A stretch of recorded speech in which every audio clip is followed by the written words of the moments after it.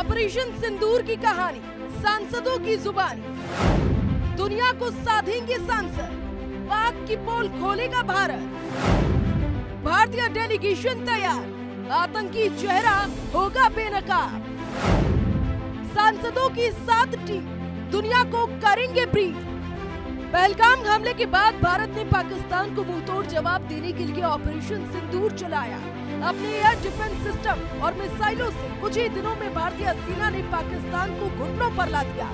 भारतीय सेना ने अपने शौर्य और पराक्रम का दम दिखाया।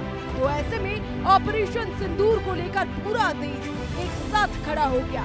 राजनीतिक फर्क को भूलकर सब एक साथ खड़े दिखाई दिए। हर किसी ने सरकार के इस कदम की सराहना की।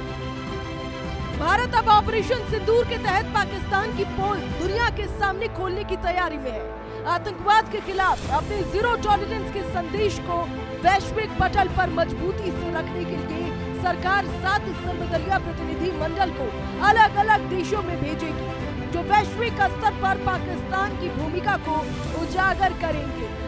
केंद्र सरकार ने ऑपरेशन सिंदूर और सीमा पार आतंकवाद के खिलाफ भारत का रुख बताने के लिए सर्वदलीय सांसदों के 7 डेलीगेशन बनाए हैं, जो दुनिया के बड़े देशों, खासकर संयुक्त राष्ट्र सुरक्षा परिषद के सदस्य देशों का दौरा करेगा, ताकि वहां की सरकारों को आतंकवाद पर भारत का पक्ष बताया जा सके। जो सांसदों का डेलीगेशन जा रहा है, उसमें एक डेलीगेशन को लीड करने के लिए उन्होंने मुझे चुना है।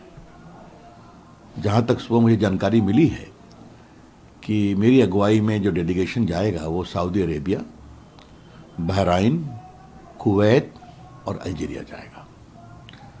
तो जाकर के मैं ब्रीफिंग हम लोग लेंगे और फिर भारत का प्रभावी पक्ष और अपने प्रधानमंत्री जी की सोच और भारत की एकता इस पूरे मामले में, और एक हमारे प्रधानमंत्री की बहुत विशेष सोच है जो बताना ज़रूरी है कि जो 7 डेलीगेशन चुने गए हैं उसमें कई डेलीगेशन के नेता विपक्ष के लोग हैं। ये बहुत बड़ी सोच है। हर देश के लिए एक डेलीगेशन होगा, जिसमें 5 से 6 सदस्य होंगे। ये डेलीगेशन बहुदलीय होगा, जिनसे संपर्क करने की जिम्मेदारी भारत सरकार की ओर से केंद्रीय संसदीय मंत्री किरेन रिजिजू की होगी। आज सरकार ने भारतीय संसदीय प्रतिनिधि मंडल के नेतृत्व करने वाले सांसदों के नाम की घोषणा कर दी है। मोदी सरकार ने इस मामले में कांग्रेस नेता शशि थरूर को बड़ी जिम्मेदारी दी है। जैसे ही इस डेलीगेशन के लिए शशि थरूर का नाम सामने आया, वैसे ही सियासी घमासान शुरू हो गया। संसदीय कार्य मंत्रालय ने शनिवार को डेलीगेशन को लीड करने वाले सांसदों के नाम जारी किए।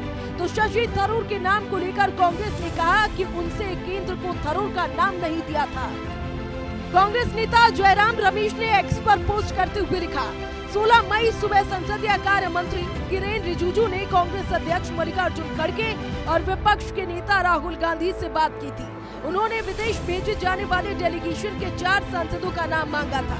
कांग्रेस ने आनंद शर्मा, गौरव गोगोई, डॉक्टर सैयद नसीर हुसैन और राजा बरार के नाम दिए थे। कांग्रेस इस मुद्दे पर चाहे कितना ही बवाल कर रही हो, लेकिन शशि थरूर ने इस फैसले पर पीएम मोदी का आभार जताया।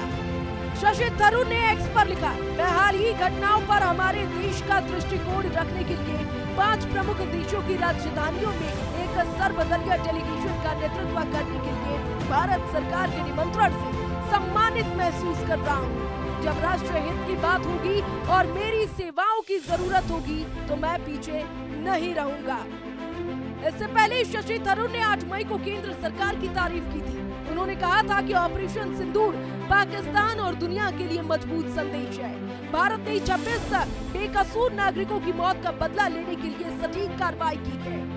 वह कांग्रेस के कई नेता ऑपरेशन सिंदूर पर केंद्र सरकार की तारीफ करने पर शशि थरूर से नाराज है। दिल्ली में 14 मई को कांग्रेस कार्य समिति की बैठक हुई थी। इसमें कुछ नेताओं ने थरूर की तरफ से इशारा करते हुए कहा था, ये निजी विचार व्यक्त करने का समय नहीं है, बल्कि पार्टी के आधिकारिक रुख को स्पष्ट करने का समय है।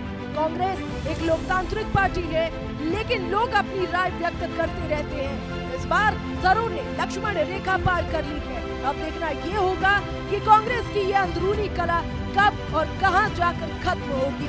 Bureau report, India news, Uttar Pradesh, Uttarakhand.